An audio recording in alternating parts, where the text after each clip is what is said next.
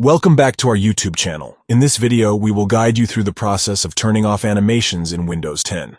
If you find that animations are slowing down your computer or causing distractions, disabling them can help improve performance and increase productivity.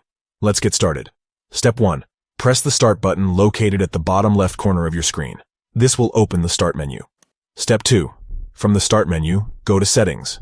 You can find the Settings icon, which looks like a gear, in the left column of the Start menu. Step 3.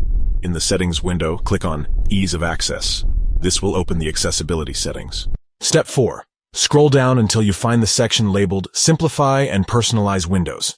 Here, you will see an option called Show Animations in Windows. Toggle this option off to disable animations.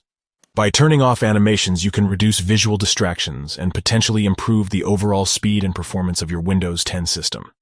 This can be especially beneficial for older devices or those with limited resources. We hope you found this tutorial helpful. If you did, please give this video a thumbs up and subscribe to our channel for more useful tips and tutorials. If you have any questions or suggestions, feel free to leave them in the comments below. Thanks for watching and enjoy a simplified Windows experience. Don't forget to check out our other videos for more helpful content. See you next time.